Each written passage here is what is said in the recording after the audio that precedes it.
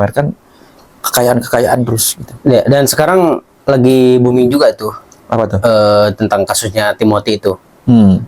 Nah, bagaimana tuh menurut Bapak sebagai trader? Gue lihat sekilas memang motivasi ya. Banyak sih. TR ini, Timothy Ronald ini kan banyak membuat video-video motivasi. Itu bagus ya. Kenapa bisa dikatakan bisa?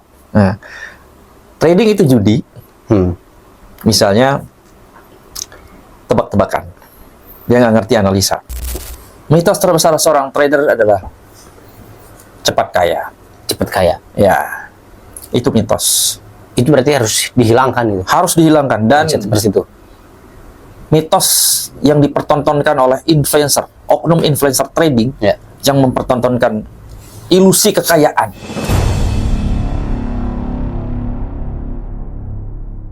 Oke, sahabat Kingjum, bertemu lagi dengan saya, dan ini podcast perdana saya. Kenalin, saya Indra Gunawan, dan di sini sudah ada dengan Pak Jum. Oke, Pak Jum, apa kabar Pak Jum? Alhamdulillah baik. Mohon maaf nih, saya pakai sarung nih. Oh iya, Iya. ciri khas Anda ini. Pak Jum, di sini saya mempunyai 40 pertanyaan buat Pak Jum. Banyak banget. Apa lah? Apa tuh? Yang pertama itu pertanyaan tentang kenapa menurut Pak Jum ini banyak orang Indonesia pengen kaya dan cepat lewat trading. Satu, penyebabnya karena minim sekali literasi finansial. Ya. Orang yang minus atau minim secara literasi finansial itu gampang sekali terseret atau terjerat informasi-informasi hook atau informasi yang tidak valid. Ya. Ya, contohnya ya kayak ada yang pamer-pamer profit, kemudian tanpa ada penjelasan detail, wah saya bisa kaya dari trading misalnya. Terus dia pamer-pamer harta, pamer uang, pamer rumah, pamer mobil. Nah, bukan itu esensinya sebenarnya. Jadi orang taunya, walaupun kita ngajarin begini-begini, cuman kalau itu yang dipamerkan, ya orang akan mengira, dia kaya dari trading misalnya. Karena itu ya orang pengen gitu. Ya udah. Jadi yang menonton mungkin tidak tahu prosesnya bagaimana. Tidak tahu, dia nggak ngerti resiko. Walaupun diajarin diajarin resikonya sekian. Tapi kalau narasi dari setiap konten dari si orang tersebut, misalnya influencer, adalah memamerkan kekayaan, flexing gitu. Flexing. Iya, flexing, pamer-pamer kekayaan gitu. Pasti akan larinya ke situ. Pengen cepat kaya gitu. Tapi kebanyakan yang orang-orang trading itu flexing, Pak. Apa enggak semuanya gitu, Pak? Enggak semua. Ada yang silent juga. Karena kalau itu yang dipamerkan, pamer-pamer kekayaan itu ya banyak kan kasus-kasus itu. Trading nggak ngerti resiko. Walaupun ngerti juga dia nggak akan pakai. Jadi dia trading aja udah. Trading nggak ngerti resiko, berapa modal yang harus dipakai segala macam. Dia nggak ngerti. Hajar aja sudah. Oke. Saya di sini sebagai orang bodoh nih, Pak. Sebagai orang awam tentang trading itu. Belum tahu tentang trading itu apa. Nah, saya ingin bertanya investasi. Nah, investasi sama trading itu bedanya apa, Pak? Kalau investasi, buy and hold. Jadi kita misalnya gimana? Kita beli dan kita tunggu sampai harganya naik. Misalnya kayak Bitcoin misalnya. Atau beli emas. Jadi kan kita beli emas, kita tunggu harga naik. Nah, itu jangka panjang. Itu investasi. Kalau trading itu dua arah. Kita bisa jual, kita bisa untung. Kita beli, kita bisa untung. Jadi atas bawah, kita bisa untung. Gitu. Kita prediksi harga emas akan turun. Artinya kita harus jual lebih awal. Sebelum harganya turun terlalu jauh. Kalau kita turun terlalu jauh baru kita jual, ya bisa rugi gitu. Kalau kita prediksi harganya akan naik, kita punya analisisnya, teknikalnya, ya kalau kita beli di harga situ, lalu dia naik beneran seperti prediksi, kita untung. Itu trading. Oke, ada pertanyaan kedua nih, Pak. Apakah mindset cepat kaya lebih berbahaya daripada kurangnya skill? Kurangnya skill? Dua-duanya berbahaya sih sebenarnya. Mindset cepat kaya, kalau itu yang ada di otaknya, dia akan mempergunakan macam cara, baik itu pinjol, ya jual aset untuk trading. Itu nggak benar. Trading itu ya memang sudah ada anggarannya sendiri. Nggak bisa kita jual aset, jual rumah, pinjam bank, pinjol apalagi untuk trading itu salah. Berarti trading bukan untuk mempercepat kekayaan, Pak? Bukan. Tadi apa tadi? Kedua Mindset, Pak. mindset. Mindset, ya mindsetnya juga harus dibenerin. Kalau mindsetnya cepat kaya ya itu dia nggak akan peduli lagi tentang resiko modal ini dari mana, dia nggak akan peduli lagi. Tapi banyak influencer sekarang tuh mengajarkan gimana caranya cepat kaya. Gimana tuh tanggapannya? Ya kalau ada yang mengajarkan begitu ya tunggu bomnya aja meledak. Karena ketika ada orang yang ikut kamu, misalnya si influencer yang ngajarin cepat kaya gitu, ngajarin kekayaan begini, terlihat gampang sekali kaya gitu. Ya orang-orang akan ngikutin kamu, ya kan, bubble-nya makin besar, meledak nanti. Saya trading itu ngikutin dia, gitu. Saya pokoknya apapun yang dia bilang, saya ikutin gitu. Padahal si orang itu, ya sudah ngasih tahu rule-nya sekian-sekian, tapi nggak masuk di otaknya. Yang dia tahu kamu kaya dari trading misalnya. Ya udah dia akan ikutin, resiko nggak penting lagi. Nah, itu yang bahaya sekali kalau si influencer memamerkan kekayaan terus gitu. Ya, dan sekarang lagi booming juga tuh. Apa tuh? Tentang kasusnya Timothy itu. Nah, bagaimana tuh menurut Bapak sebagai trader? Gue lihat sekilas memang motivasi ya. Banyak sih.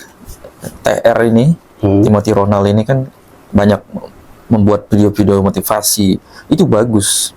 Cuman beliau kan sempat banyak juga pamer-pamer. Ya. Kayak ada tagline-nya, McLaren lu warna apa bos? Kan kayak gitu. Jadi itu kan teringat-ingat sama Gen Z. Iya benar. Gen Z ini yang sebenarnya yang gampang kepancing sama hal-hal begitu. Jadi ketika dipamerkan kekayaan, naik helikopter, naik private jet, udah nggak berlaku lagi tuh. Jadi orang berpikir pengen, wah dia juga bisa cepet kaya. Gitu. Iya, apapun yang keluar dari mulut dia, itu kebenaran. Ini bahaya loh. Tapi menurut Bapak, Timothy itu benar kaya nggak sih?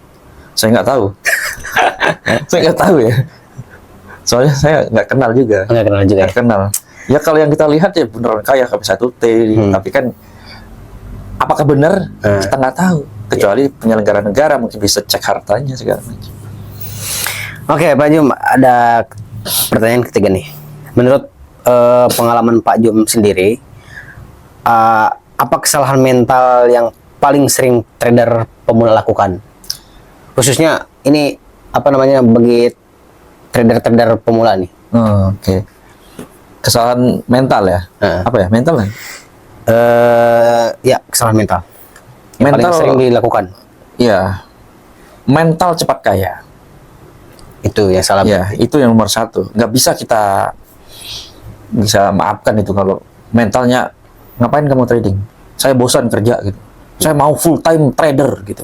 Gaji terakhirnya misalnya ya ngumpul lah 10 juta, 20 juta. Pokoknya saya all in di trading misalnya. Berarti nggak bisa itu.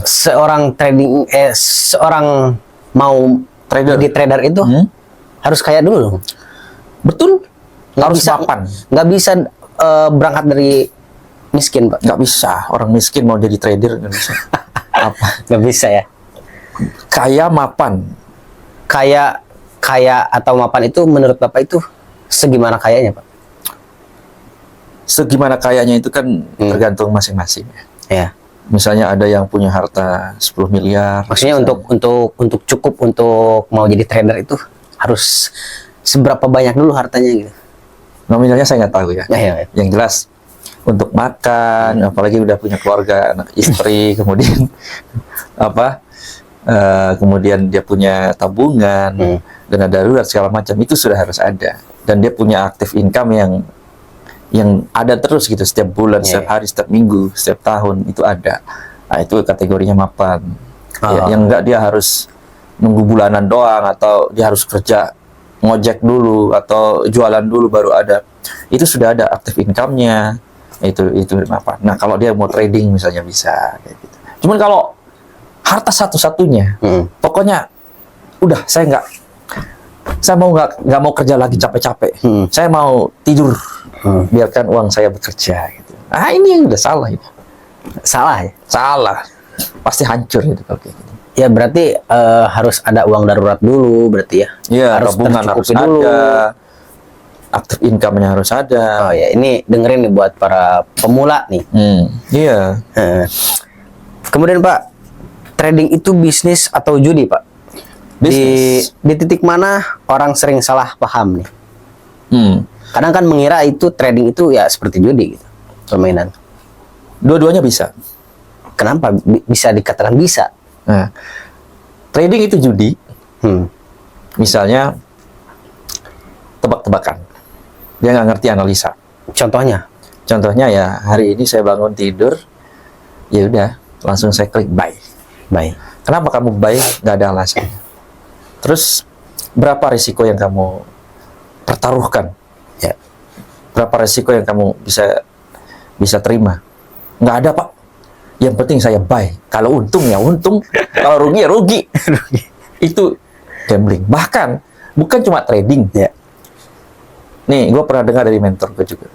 Kalau hari ini kamu masuk kerja jam 8 misalnya, lalu kamu ngebut sampai 140 km per jam. Ya.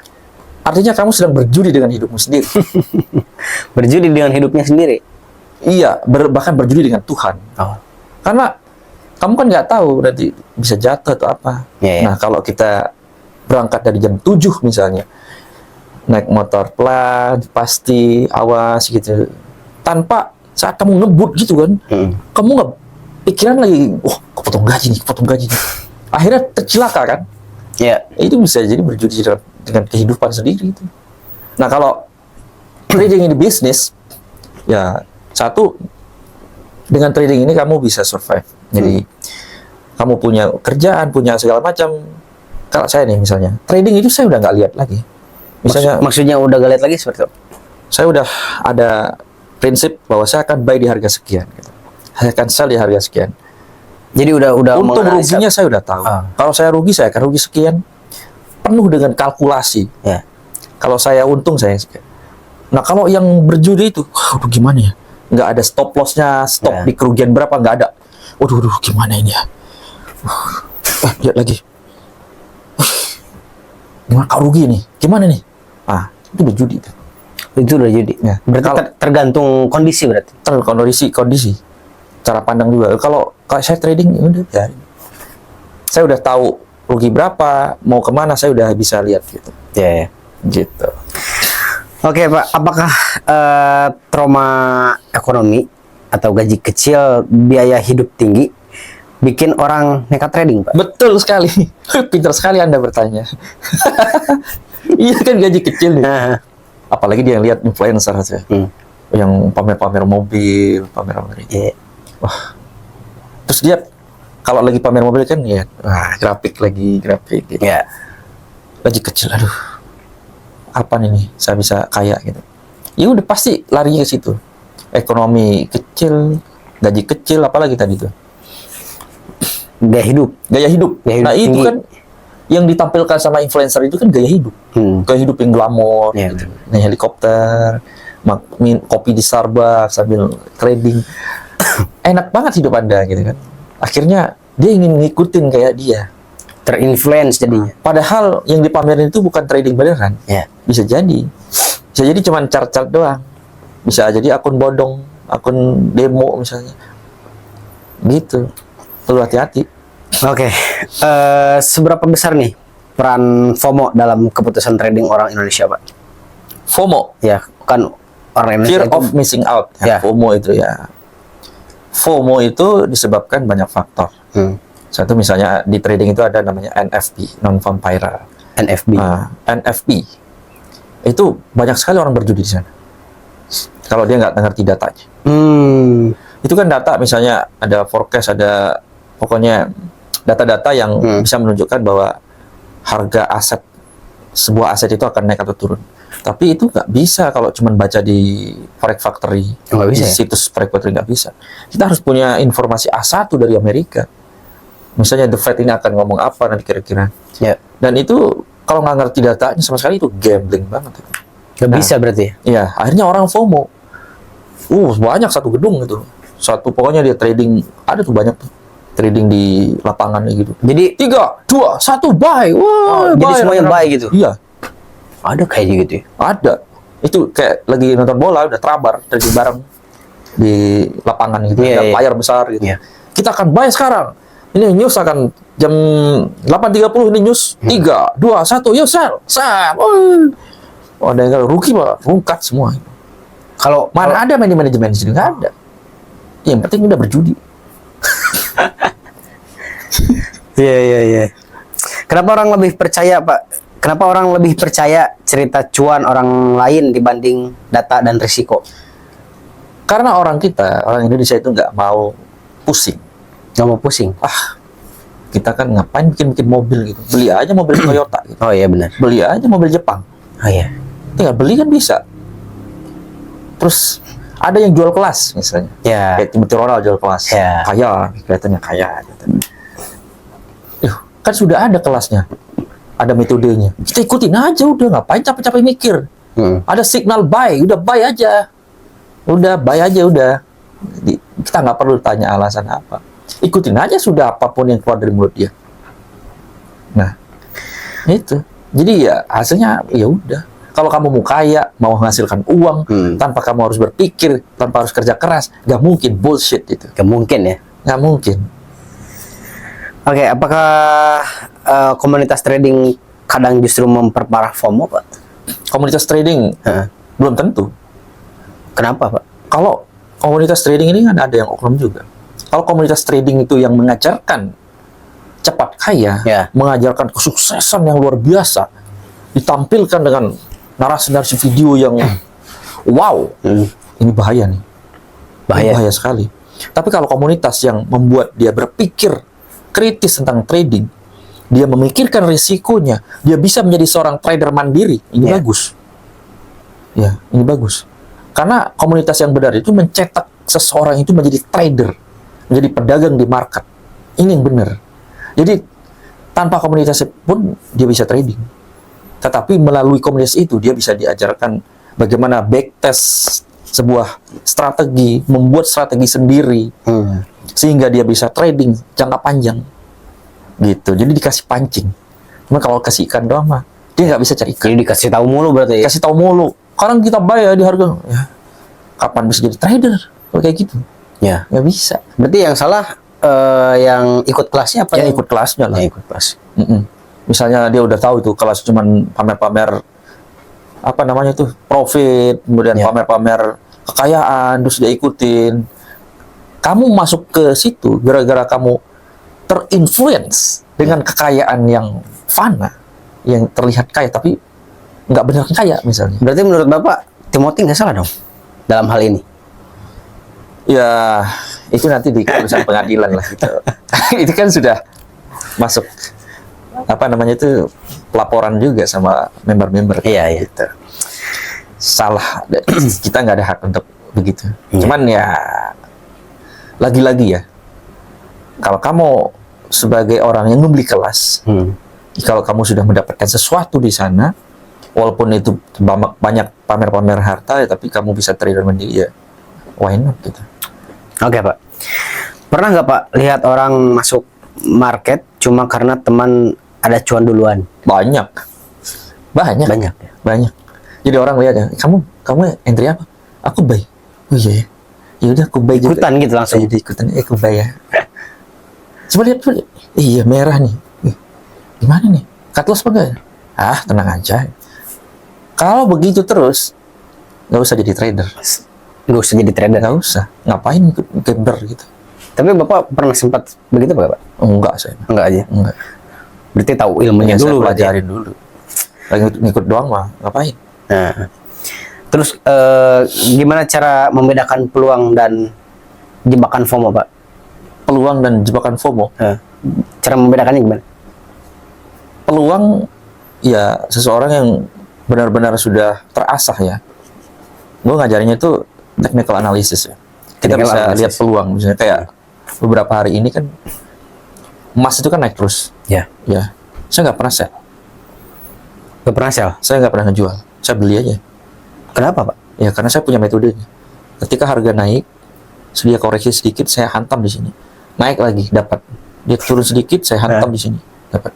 Jadi saya punya peluang bahwa emas ini akan naik terus. Tapi jangan ngira ketika saya bilang begini, ya udah. Saya buy juga, nggak bisa. Nggak bisa ya? Nggak bisa. Kamu tahu nggak caranya? Nggak bisa. Nggak bisa begitu. Nggak bisa begitu. Kalau FOMO itu namanya FOMO itu. Kalau kamu ngikut, ada di YouTube mau ngomong begini, dia profit gara-gara dia ngebay begini. Ya. Terus kamu ikutan, itu FOMO. Bukan peluang. Bukan peluang. Bukan. Oke. Menurut Bapak sendiri nih, seberapa besar pengaruh influencer pamer mobil, jam, dan selalu trading tuh, Pak? Wah, besar sekali. Besar sekali ya. Besar sekali pengaruhnya. Ya, ya. Orang itu bisa terinfluence gara-gara Anda itu. Pasti itu. Kenapa? Karena orang tuh pengen cepat. Pengen cepat kaya. Pengen cepat kaya. Apalagi orang Indonesia gitu. Indonesia. Literasi keuangannya rendah sekali. Jadi ketika orang pamer-pamer begitu, ya saya nggak mau belajar, pokoknya saya ikutin apapun kata dia. Iya, iya. Padahal orang itu bisa kaya dari bisnisnya. Iya. Ya, bisa jadi. Bisa Ya, jadi. kan? Bisa jadi. Jangan diikutin semua. Apakah flashing itu edukasi atau marketing, Pak? Marketing lah. Marketing ya. Marketing. Kalau edukasi bukan begitu. Oke. Marketing. Banyak tuh influencer-influencer yang memang di branding oleh sebuah institusi. Ya. Bukan pemerintah loh. Institusi kayak broker, kayak gitu, perusahaan-perusahaan, konglomerat. Ya. Mau branding orang miskin ini jadi kaya bisa. Nah, dari situ. Nah, itu bukan edukasi. Bukan edukasi. Kalau edukasi yang benar, gimana caranya kita mencetak trader, itu benar. Ya. Bukan menampilkan kekayaan. Bagaimana caranya bisa sukses, Ya. ya, berdagang di market Hmm. melalui cara-cara tertentu, technical analysis, itu edukasi.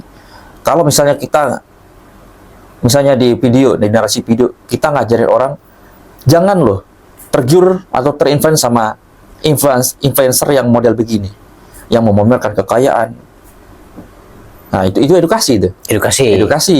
Cuman kalau mengajarkan, nah, misal contoh nih, saya keluar dari mobil, Ya. mobil mewah, Ya. harga 1 M misalnya. Sambil saya buka chart, orang itu nggak lihat chart, dia ngelihat video yang keluar dari mobil, situ, dia kaya dari trading. Ya. Oke, jadikan aku muridmu, Bang. Gitu. Gitu ya. Nah, dia ajarin begini nih caranya begini. Dia nggak percaya. Pokoknya kalau ngajarinnya gini. Pokoknya kalau breakout misalnya nih, saya kan ngajarinnya breakout trading. Pokoknya kalau lagi shadow begini breakout, kamu hajar aja di situ. Pakai lot besar. Biar profitnya besar. Nah, itu sesat. Itu sesat. Sesat. Harusnya nih ngajarinnya resiko. Iya. Sekian persen dari modalmu. Oke, banyak influencer nggak nunjukin loss nih. Menurut Bapak itu etis atau menyesatkan, Pak? Menyesatkan. Kenapa menyesatkan, Pak? Menyesatkan. Karena orang lihatnya profit terus. Untuk profit terus ya. Gila nih orang, influencer ini. Profit terus, nggak pernah loss. Saya mau sama dia. Bang, kalau gabung di komunitasnya gimana caranya, Bang? Gitu kan? Ya. Tapi kalau mau fair, tunjukkan juga dong ini loss-nya juga. Ya. Makanya ada situs namanya MQL5. Jadi seorang trader yang beneran bisa kita lihat secara real time di seluruh dunia. Ya, kalau kita punya kan Apa itu namanya, Pak? namanya MQL5 King Jum 77. Itu punya saya tuh, portofolio. Oh, portofolio. Iya, portofolio. Semua orang bisa. Nggak ada portofolio McLaren, kekayaan, harta, berapa harta saya di situ, nggak ada. Jadi itu naik turunnya aset saya bisa kelihatan di situ. Hari ini saya untung bisa kelihatan. Hari ini saya rugi bisa kelihatan. Itu yang fair. Itu yang fair, Pak. Tapi kalau kalian lihat di Telegram, di YouTube, di TikTok, pamer-pamer profit, giveaway misalnya, itu sesat. Sesat ya. Sesat itu. Apakah lifestyle trading di medsos realistis atau ilusi, Pak? Lifestyle trading yang bagaimana itu? Contohnya? Lifestyle itu yang apa namanya? Yang suka di medsos gitu, lifestyle. Lifestyle itu kan macam-macam. Ada yang lagi makan enak, atau lagi liburan, terus sambil liatin chart. Ya, yang seperti Itu semi inilah apa tuh? flexing lah. Flexing, gitu. Banyak teman-teman gue juga lagi ke Jepang, Oh. private trading. Wah, enak banget hidup Anda. Gitu. Padahal enggak gitu kan. Iya, bisa jadi beneran dia trader, terus dia punya kelas supaya member-member itu tertarik gabung ke sana. Ya. Memang itu strategi marketing, tapi kalau memang Anda mengajarkan yang benar sehingga dia jadi bisa kayak lu gitu, jadi trader mandiri, ya why not? Itu pancingan. Cuman kalau terus-menerus seperti itu, kalau dia bergabung sama komunitas kamu karena ingin kaya, Ya. itu salah. Itu salah. Salah dong. Nanti dia nggak belajar trading, dia pengen kaya, akhirnya dijual apapun, all in di trading, pakai lot besar, rungkat, Jadinya berjudi itu. berjudi, gambler. Gimana seharusnya publik menyikapi influencer yang bilang trading itu gampang? Jangan percaya kalau ada yang bilang trading itu gampang. Ya kelihatannya pencet-pencet tombol buy sell kelihatannya gampang, enggak segampang itu. Nggak segampang itu ya? Iya. Berapa hartamu untuk main trading? Ya kan? Kamu ngerti resikonya nggak? Resikonya berapa persen? Kamu ngerti metodenya nggak gitu? Ada juga yang ngomong itu, nggak ada yang bisa kaya dari trading, nggak begitu juga. Banyak, Iya. ya. Industri-industri trading di Indonesia yang sampai jutaan dolar banyak. Bukan berarti nggak bisa kaya, bisa. Sama aja trading ini sama kayak jualan. Apa artinya trading? Dagang kan? Ya. Dagang di pasar kan sama trading. Trading ikan. Ya, Ya kan? Kita punya media, ini trading juga. Trading media. Ya. Setelah penontonnya banyak, ada brand masuk, ada AdSense, ada ini, ada itu. Trading juga. Ya. Sama. Tetapi yang mau saya tanyakan itu kan trading itu kan gitu deh, turun naik kan? Turun naik. Nah, sebagai orang awam nih, kalau pas naik, ya saya jual aja berarti. Pas turun, saya beli. Itu namanya Itu bisa nggak, Pak? investasi itu. Oh, investasi. Apa? Kamu naik, kamu jual? Ya, Ya kalau turun. kalau lagi naik, kamu jual, ya kamu akan kena stop loss, rugi. Stop loss itu? Ya kena rugi. Ruginya di mana, Pak? Kamu ini kan lagi naik. Ya. Kamu sell. Nggak ada gambar ya sih. Kamu ini kan lagi naik grafiknya. Naik nih. Kamu sell. Kamu Ya, jual. Iya, jual. Oke. Kamu jual. Ya kalau memang berarti metodenya itu kamu bisa aja kalau metodenya itu metodenya support resisten. Support resisten. Iya. Kalau lagi naik kamu jual. Iya. Kalau lagi turun kamu Beli. beli. Iya. Itu metodemu support resisten. Itu benar juga gak? Benar juga itu. Benar juga. Benar juga, nggak salah. Cuman kalau metode saya bertentangan. Contoh nih ya, kita bahas lagi ya. Lagi naik nih. Ya. Oke, udah mentok di area resisten. Kamu jual, untung. Bisa. Bisa. Kalau kamu sudah backtest, uji coba Ya. metodenya. Kalau lagi turun begini, prediksi kamu akan naik lagi kan itu. Ya. Kamu beli, naik beneran untung. Cuman kalau turun beneran, Oh, di situ. bisa rugi. Nah, metode saya, kalau lagi naik, saya beli. Lagi naik, dibeli. Iya, karena saya punya prinsip. Metode saya, kalau sudah breakout di area atas resisten, akan naik terus. Akan naik terus. Makanya saya beli. Kalau turun, saya prediksi ini akan turun terus. Jadi sebelum turun dijualnya berarti. Ya, sebelum turun, semakin turun saya sudah jual. Ketika makin turun saya untung sebenarnya, karena saya jual lebih atas. Sekarang saya beli, beli di sini. Ternyata naik, saya untung karena Ya. saya belinya di sini. Ya. Tapi kalau saya beli di pucuk, misalnya, dia turun, kamu yang untung. Oh, gitu. Iya kan? Udah naik nih, kamu jual, Ya, ya. kamu yang untung. Tapi Saya kan rugi. Itu cara menganalisa emas kan. Ya emas bisa, valuta asing juga bisa. Bitcoin bisa. Bisa. Bisa. Bisa kayak gitu juga. Bisa di trading kan juga. Bitcoin itu. Maksudnya analisa Bapak tentang mentrading emas dan Bitcoin sama seperti itu. Sama aja. Jadi semua Turun naik. breakout trading. Ya. Begini kan, chartnya begini, breakout, saya buy. Naik. Kalau lagi begini-gini naik kamu sell kan? Ya. Ya kalau memang kebetulan dia turun, ya kamu untung. Cuman kalau naik ya saya yang untung. Makanya supply and demand. Supaya ini. Nah, itu dalam ekonomi kan ada tuh, supply and demand. Saya kurang kurang paham. Jadi kalau saya naik terus, kamu yang rugi. Uangmu pindah ke saya. ya. Iya dong. Iya. Karena nggak selalu terus naik gitu. Siap. Berapa persen trader yang benar-benar konsisten profit dalam jangka panjang, Pak? Ini pertanyaan ini teknis ya. Saya nggak tahu itu kalau datanya. Oh, Berapa persen untuk jangka panjang. Oke, kalau kita bisa pakai asumsi ya. 3 bulan pertama, kalau dia nggak ngerti pola market, dia tidak punya manajemen yang baik, dia tidak punya metode yang benar, 3 bulan pertama hancur. 3 bulan pertama hancur. Dia pasti habis. Dia nggak akan trading lagi pasti. Karena dia nggak jelas, pondasinya nggak jelas. Apalagi yang keuangannya masih kacau ya. Pasti hancur. Tapi kalau yang beneran belajar di komunitas yang benar, sehingga dia bisa backtest, bisa punya metode sendiri, dia ngerti manajemen risiko, ya bisa bertahun-tahun dia survive. Bisa ya. Karena ketahanan sebenarnya, ketahanan modal, risiko itu nomor 1. Mengenai probabilitas menang kalahnya itu nomor 2.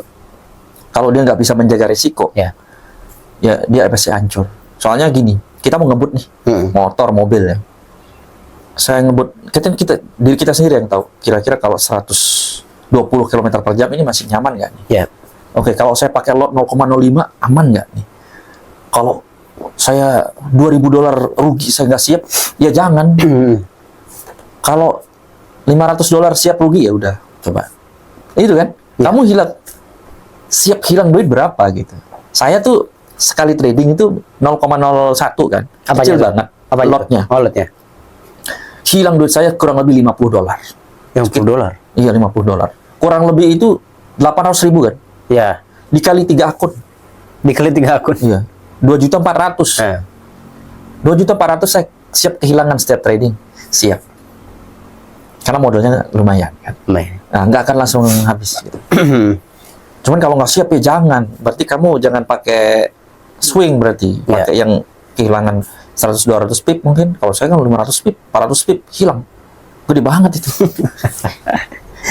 Oke, Pak.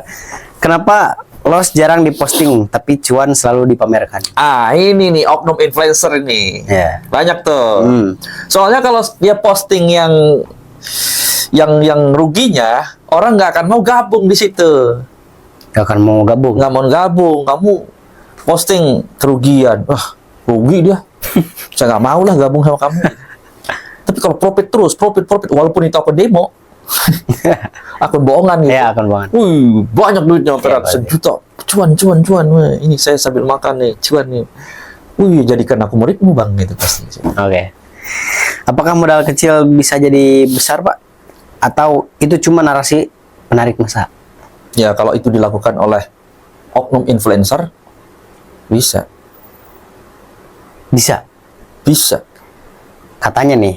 Nah, ya kan tujuannya modal kecil jadi besar, ya kan? Ya. Menurut dia bisa. Menurut si influencer itu. bisa. Tapi yang ikut nggak bisa.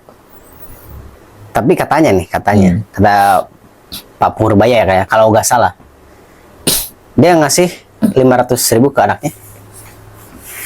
Terus jadi berapa miliar gitu, bro? Iya. Pokoknya jadi besar lah. Saya pernah dengar sih itu. Saya nggak percaya. Nggak percaya. 500.000 jadi sekian puluh M.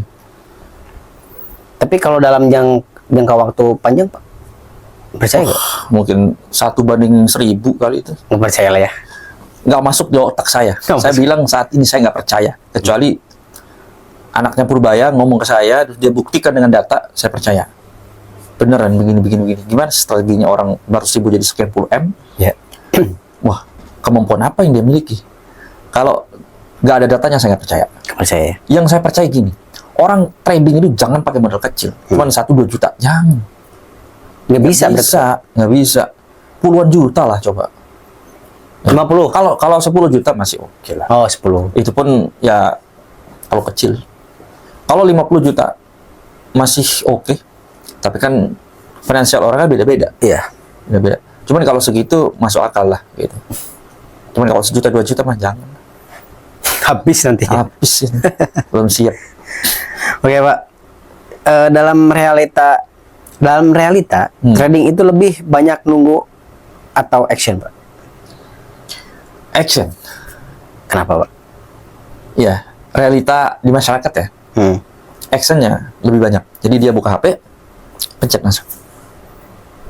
Kalau saya enggak, Gimana, Pak? menunggu. Menunggu dulu. Iya, menunggu. Saya punya strategi itu, saya pakai sudah lama sekali. Saya akan menunggu sampai sini, atau saya akan menunggu breakout ke bawah atau ke atas gitu. Kalau dia nggak ke atas gimana? Dia masih menerima di sini, biarin aja. Masih juga ke atas, Pak? Iya, kalau dia ke atas berarti sesuai dengan prediksi saya. Atau dia kalau ke bawah sesuai dengan prediksi saya. Ya. Cuman kalau dia masih mondar-mandir begini, saya nggak akan masuk. Nggak akan masuk ke market. Nah, itu kalau sudah profesional. Ya. Cuman realita jadi masyarakat, kebanyakan action. Kebanyakan action. Iya, mungkin dia kemakan sama apa motivator. Video Motivator kan banyak tuh. Nah, Bisnis apa yang bagus? Bisnis yang action sekarang. Dimulai dari sekarang. Oh iya ya. Trading enggak lah.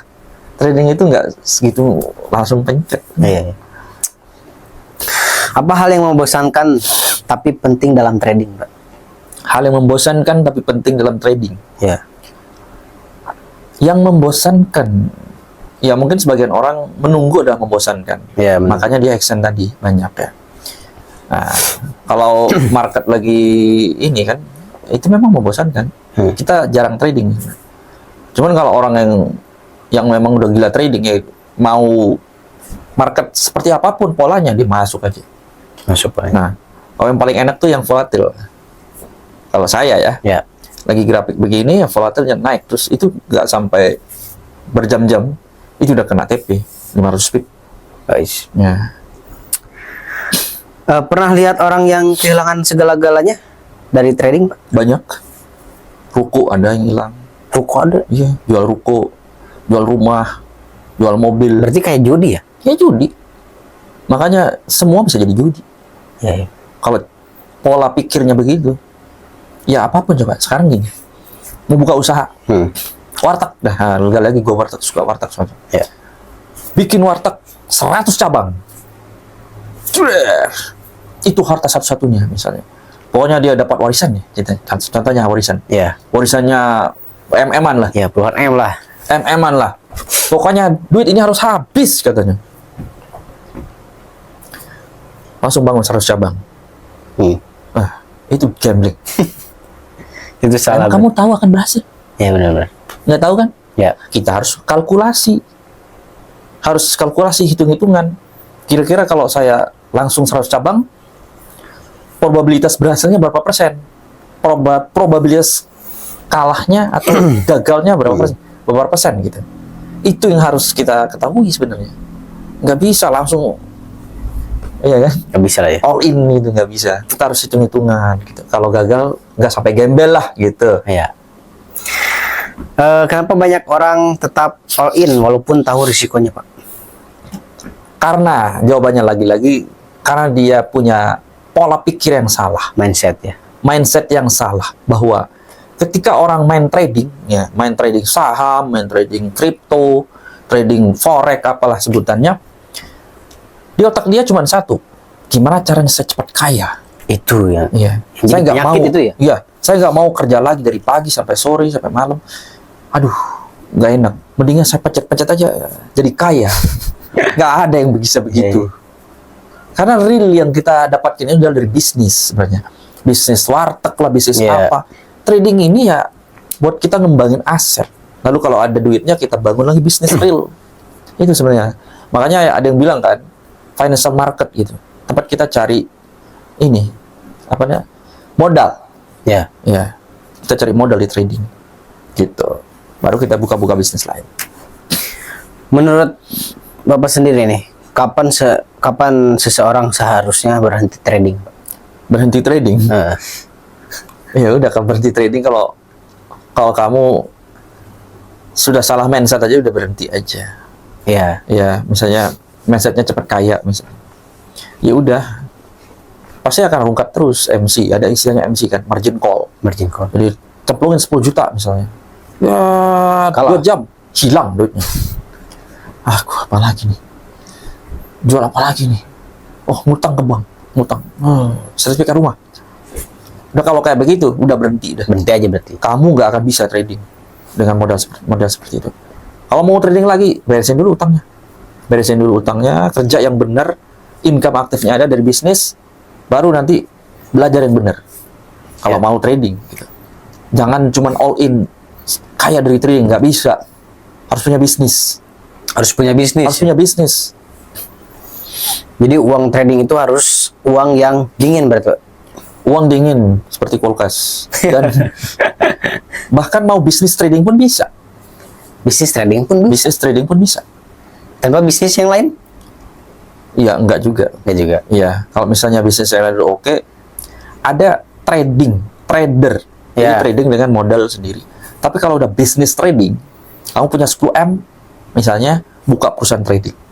Nanti ada analisnya, Oh. ya kan? Iya, iya. Ada tradernya. Ada macam-macam lah, ya. Jadi yang Nanti orang yang trading. orang yang trading. Ya, kita hire orang trader jago gitu. Yang sudah ya kita bentuk juga. Misal kita trader nih. Saya punya 10M. Ya. Saya buka perusahaan trading. Nanti saya butuh orang-orang yang bisa ngerti market gitu. Nah, Jadi bisa orang yang trading. orang yang trading. Itu bisa, itu perusahaan trading. Bisa seperti itu. Nanti perusahaannya jadi besar kan. Perusahaan trading gitu. Puluhan M. Ya. Bisa. Apa tanda seseorang sudah kecanduan trading, Pak? Gampang. Pergi ke toilet, Nah. bawa HP. Sambil ngedan, gitu. Market, naik. Disamperin sama anaknya. Oh, sana. Ini trading ini. Kemana-mana bawa chart. Iya, iya. Itu kecanduan trading. Kayak judul ya, kayak judul. Kayak judol. Ya benar. Nggak bisa mas trading harus begitu. Orang nyaranin trading pakai laptop. Nggak bisa. Setiap hari di depan laptop. Ya. Nggak bisa. Depan PC. Depan PC begitu. Nggak bisa. Saya udah pagi nih. Nah, analisa dulu nih pagi nih. Oke, saya prediksi harga begini-begini. Buy stop, sell stop.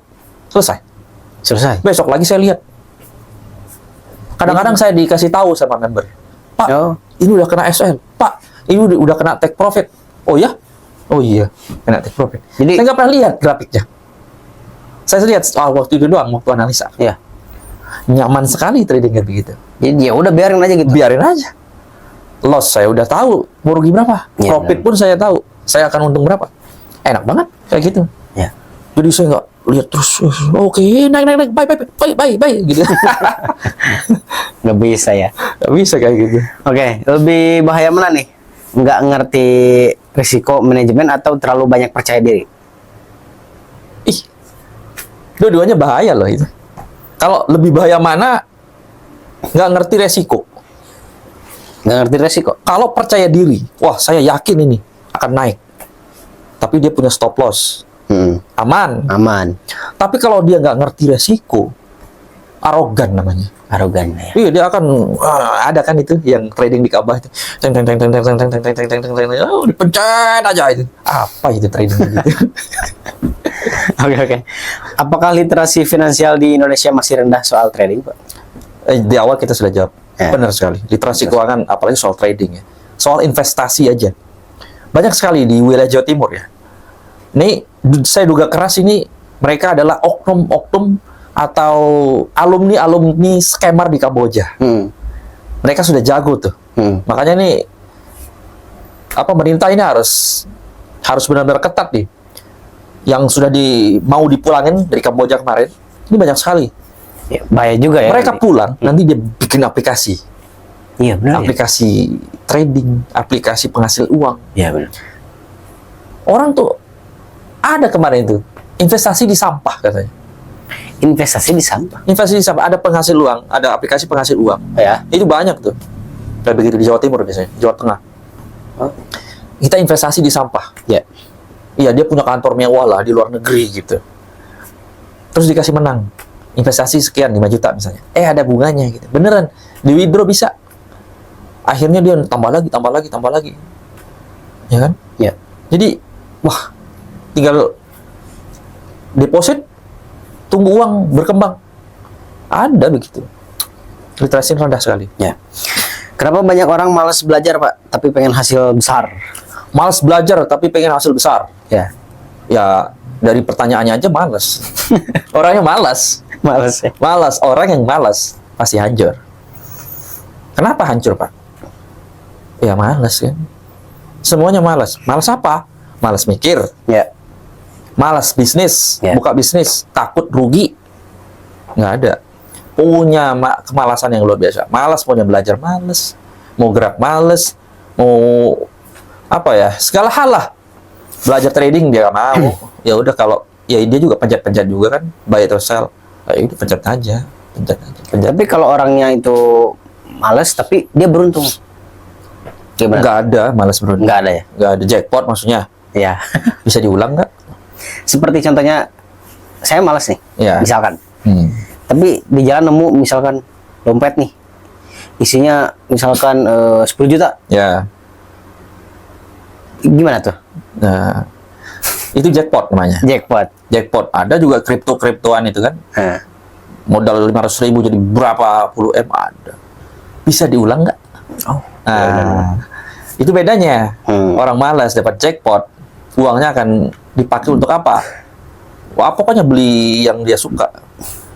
oh iya. Karena dia nggak bisa mengulang. Duitnya habis, jual lagi. Ah, Motornya dijual lagi, mobilnya dijual lagi. iya benar. Semua dijual lagi karena dia nggak bisa mengulangi. Orang yang benar-benar sukses, orang sukses ya, yang sudah sukses lah ya, dia bisa mereplikat, bisa mengulang lagi metodenya. Metodenya. Iya. Dia bikin media, bisa lagi bikin. Dia bisa bikin buka warteg cabang 1, cabang 2 sampai 100 bisa. Karena dia udah tahu polanya. Kalau orang malas yang cuma dapat jackpot uang 10 juta, paling hilang tuh duit. Nggak bisa berarti lah. Kalau bisa mengulang lagi, saya dapat lagi dompet yang isinya 10 juta. Itu dia nggak jackpot, berarti dia bisa mengulang lagi. Ya. Bisa mengembangkan berarti. Bisa mengembangkan. Oke. Kalau cuma waktu 1 jam sehari, realistis nggak, Pak, buat trading? 1 jam sehari, Iya. realistis lah. Realistis. Saya nggak sampai 1 jam. Nggak 1 jam. Maksudnya apa itu? Ada dua asumsi itu. Kalau misalnya trading yang dia bilang full time trading misalnya, Iya. sebenarnya trading itu nggak selalu dari pagi sampai sore. Saya itu nganalisa nggak sampai sejam, gitu, nggak sampai sejam, udah selesai gitu. Karena saya udah punya sistemnya. Tapi kalau orang yang bilang kalau misalnya dari pagi sampai sore trading terus dapat banyak, bullshit. Nggak mungkin. Kamu kebanyakan lihat chart, jangankan sejam, lihat grafik-grafik yang begitu, itu bikin kecanduan. Oh iya. Iya kan, grafik turun, kayaknya naik nih, Iya, baik. benar. Turun, beli, turun malah, aduh rugi lagi, aduh kalah, aduh, oh iya naik, baik, itu kan. Jadi orang kecanduan jadi. Oke, apakah semua orang cocok jadi trader, Pak? Nggak semua, nggak semua orang cocok jadi trader, Ya. nggak semua. Makanya ada yang cocok jadi investor. Ada banyak kok perusahaan-perusahaan trading, kamu bisa taruh duit di situ. Ya, kayak copy trading. Ya. Ya, ada perusahaan trading yang menyediakan layanan signal provider misalnya, atau copy trading, bisa taruh duit di situ. Investasi berarti. Investor, investasi ya, dia lebih cocok jadi investor. Karena kalau dia trading nggak bisa, barbar banget gitu. Ya. Bisa hilang duit. Cuman kalau dalam copy trading juga kamu harus bisa mengerti resikonya, nggak bisa asal taruh. Karena kesalahan fatal seorang investor adalah salah taruh duit. Salah taruh beli. Iya, kamu misalnya di ini gedung sebelah misalnya, Ya. ada perusahaan cukur, ya, cukur Ya. rambut. Kamu lihat banyak yang datang nih. Kamu nggak ngerti pola bisnisnya, taruh duit 10 juta misalnya, nggak jalan, hilang duitmu. Di sebelah ada warteg. Ya. Oh, ini laku ini kayaknya nih. Taruh 50 juta. Kamu nggak ngerti pola bisnisnya, hilang duit. Hilang. Nah, itu kesalahan investor ya, salah taruh duit, hilang. Oke. Skill apa yang paling penting untuk analisis atau kontrol emosi? kontrol skill analysis. Kalau saya skill analisisnya technical analysis, menggunakan metode breakout trading. Ya. Emosi kontrol ya dengan kita mengerti resiko manajemen.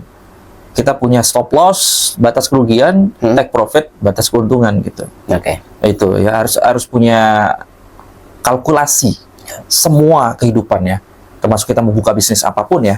Kita harus punya kalkulasi. Oke. Atau kita diterima kerja nih misalnya di mana ya, di Bandung, rumah kita di Bogor dengan gaji 6 juta misalnya. Wah, kalau pulang pergi bagaimana ya? Terus di sana ngekos berapa ya kira-kira? Nah, itu harus kalkulasi. Ya. Hitungan. Kalau bisa ngomong jujur ke trader pemula nih Pak, apa yang paling ingin Anda sampaikan? Trader pemula ya? Ya. Ya. Stop mau cepat kaya di trading ya. Kalau kamu pengen cepat kaya di trading, mending gak usah. Gak usah. Fokus aja, kerja aja. Kerja. Gaji itu ya disisihkan. Gak bisa. Gaji kamu UMR, habiskan, payah-payah, mampus itu pasti. Udah makan, ya berapa sih makan gitu.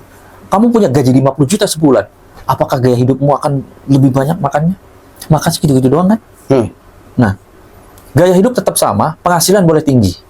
Boleh tinggi. Gaya hidup tetap sama ya, makan seperti biasa gitu. Ya kan? Nah, baru kita boleh trading. Kalau udah settle gitu. Apa mitos terbesar tentang trading yang pengen Anda hancurkan? Mitos terbesar. Ya. Mitos terbesar seorang trader adalah cepat kaya. Cepat kaya. Ya. Itu mitos. Itu berarti harus dihilangkan gitu. Harus dihilangkan. Dan Seperti itu. mitos yang dipertontonkan oleh influencer, oknum influencer trading yang mempertontonkan ilusi kekayaan. Nah, ini banyak tuh influencer yang jual-jual mimpi, Ya. jual-jual mimpi, kisah kaya, freedom finansial kayak gitu. Kalau itu yang kita pertontonkan sangat-sangat relate di Indonesia. Kalau bicara tentang dunia media konten, it's okay, sukses. Tapi kalau kita lihat secara jangka panjang, ini akan bahaya sekali. Bahaya sekali. Oke, lebih baik kerja atau nabung? Lebih baik kerja, nabung atau trading full time? Lebih baik kerja, nabung, Atau trading full time? ya lebih baik kerja lah. Kerja. Sekarang kalau mau nabung, nabung dari mana? Oh, iya. Nggak ada uangnya. Mau trading, ya tabungan aja nggak punya.